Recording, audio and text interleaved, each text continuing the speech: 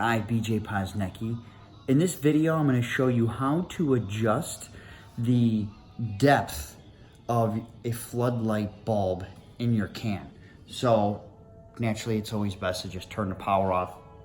Just for shooting purposes, I'm going to leave the power on here. So, but naturally, if you want to do it this way, be careful when you take this bulb out. Up in here, that socket, it's live still, so be careful. Always best to always kill the power and do any electric.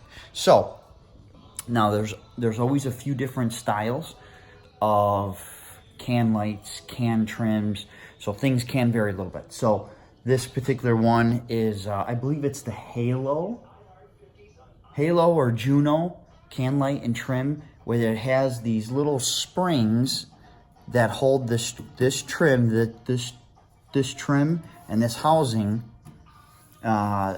trim, I should say, are two pieces, and they're held in by a little spring here. So what I like to do is you could take a pencil or a pen, just something with a little bit of a point to it, and when you look at these springs, you're gonna see that up high here, and I may not be able to get this on camera, but there is a little, there's a little circle right here. And what you're gonna wanna do is get your point into that circle, push up.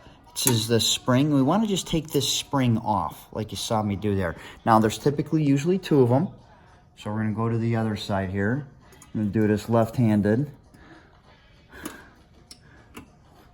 Okay, now, once you take the spring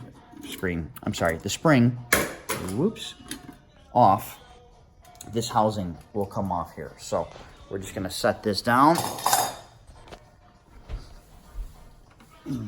Drop my pen in the sink here. I'm standing on the kitchen island here.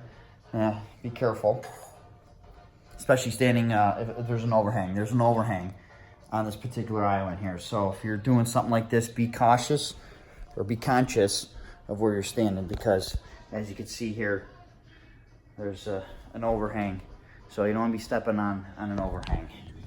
Good way to crack your granite or quartz, whatever you have here.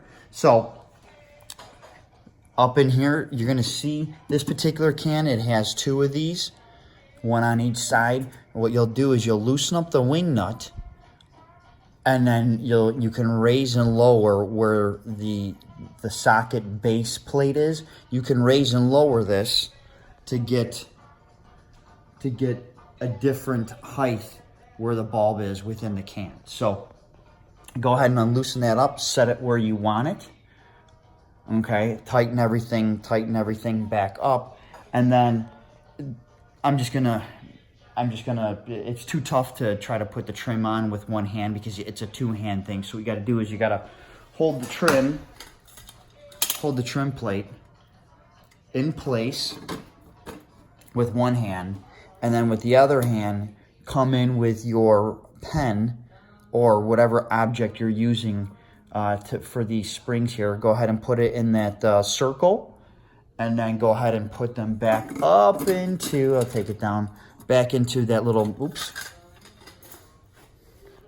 back into this little mounting clip all the way up in here, and you'll see there's one on each side. So it's a two-hand job. You need one hand to hold everything nice and tight to the ceiling, and then you need to take your pencil, get it in the spring, and then go ahead and clip back on, and then naturally go ahead and put your light bulb back in.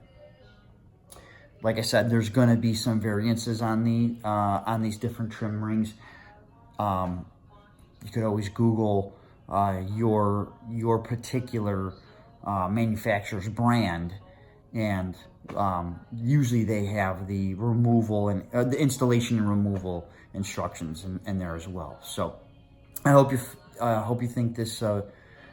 found this video helpful, and if you like it, please give it a thumbs up and subscribe.